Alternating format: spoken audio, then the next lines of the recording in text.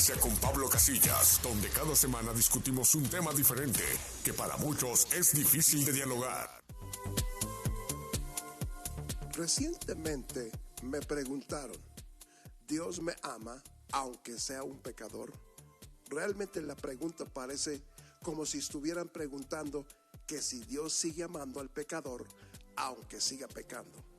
Algunos recurren a Romanos 5:8 para establecer que sí. Vamos a leer Romanos 5:8 para descifrar lo que realmente dice el texto. Escuche el verso. Mas Dios muestra su amor para con nosotros, en que siendo aún pecadores, Cristo murió por nosotros. Muchos piensan que este verso dice que aunque uno es pecador o sigue pecando, Dios los ama. Según este verso, lo que dice es que Dios mostró su amor mientras estábamos en pecado. ¿Cómo fue que lo mostró? El verso dice que mostró que nos ama cuando Cristo murió por nosotros. Pero no dice que Dios ama al pecador aunque siga pecando.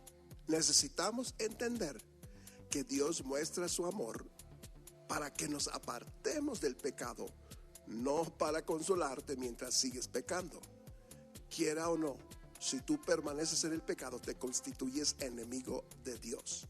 Ahora escuche las palabras del apóstol Santiago en el capítulo 4, versículo 4 del libro de Santiago. Dice, oh almas adúlteras, ¿no sabéis que la amistad del mundo es enemistad contra Dios? Cualquiera pues que quiera ser amigo del mundo se constituye enemigo de Dios. En el libro de los Salmos, capítulo 5, versículos 5 al 6, dice, los insensatos no estarán delante de tus ojos. Aborreces a todos los que hacen iniquidad. Lo que pasa es que muchos no pueden concebir la idea de que Dios manifieste odio. Deje mostrarle de otro hecho que te va a sorprender. ¿Sabías que Dios se arrepintió de haber hecho al hombre?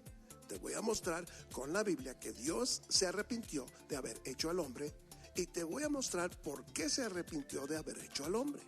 Escuche Génesis 6:6. Y se arrepintió Jehová de haber hecho hombre en la tierra y le dolió en su corazón. Ahora te voy a mostrar por qué se arrepintió de haber hecho al hombre. Génesis 6:5 dice, y vio Jehová que la maldad de los hombres era mucha en la tierra, y que todo designio de los pensamientos del corazón de ellos era de continuo solamente el mal.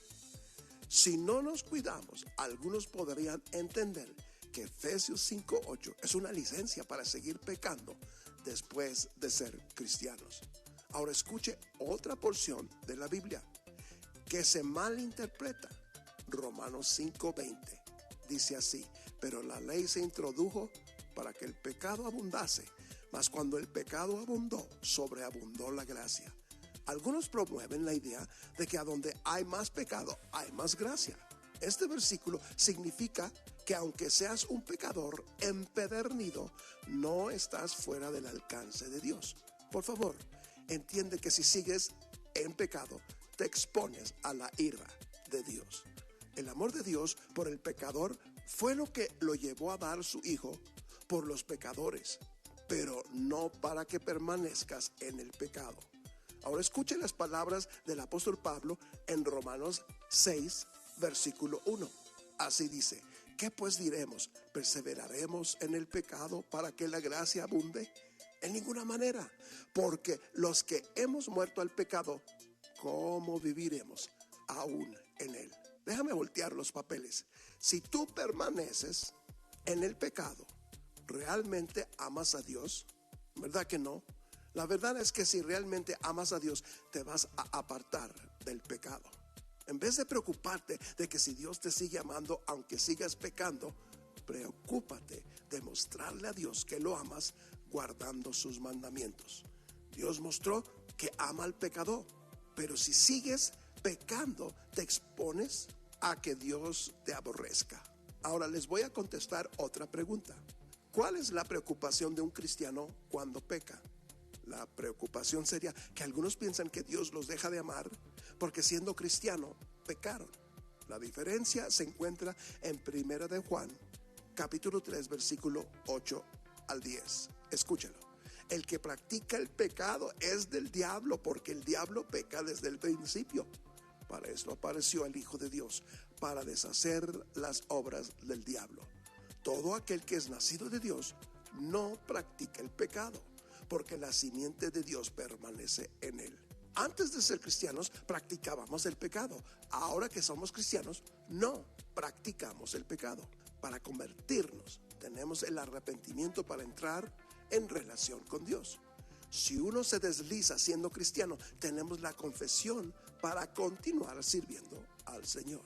1 de Juan 5:9 dice: si confesamos nuestros pecados, Él es fiel y justo para perdonar nuestros pecados. Ahora les voy a contestar otra pregunta.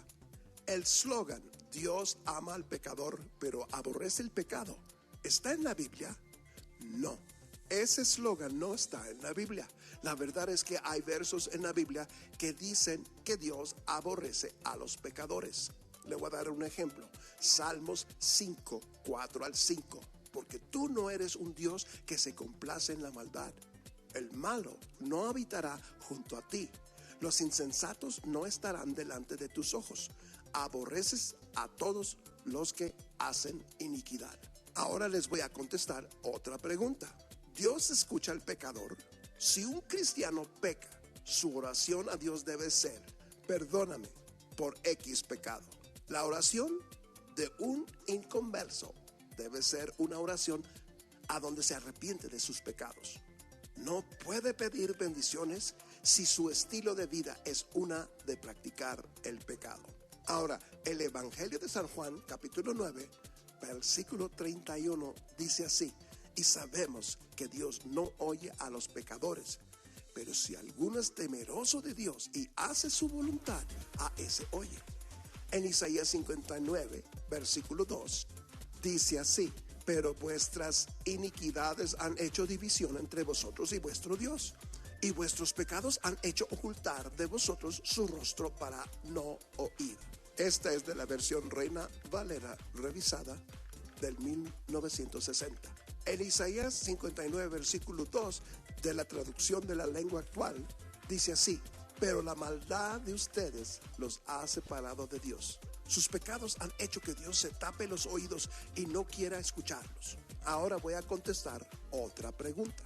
El slogan Dios es amor y por eso no puede odiar, ¿está en la Biblia?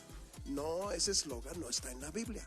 Muchos objetarían cualquier enseñanza acerca del aborrecimiento divino de Dios, basándose en la falsa suposición de que Dios es amor y que por lo tanto no puede odiar. Mientras que el amor de Dios es una realidad que va más allá de nuestra comprensión. También es importante ver que el amor de Dios es la misma razón por la que Él también puede aborrecer. No deberíamos decir que Dios es amor y que por lo tanto no puede aborrecer. Al contrario, Dios es amor y por lo tanto Él debe aborrecer. Si una persona verdaderamente ama la vida, reconoce su santidad, estima a los niños como un don de Dios, entonces esa persona debe aborrecer el aborto. Es imposible amar a los niños apasionadamente y con toda pureza y ser indiferente hacia aquello que los destruye en el vientre. De la misma manera, si Dios ama con enorme intensidad todo lo justo y bueno, entonces Él con igual intensidad debe aborrecer todo lo perverso y malo. Debemos entender que es imposible separar al pecado del pecador.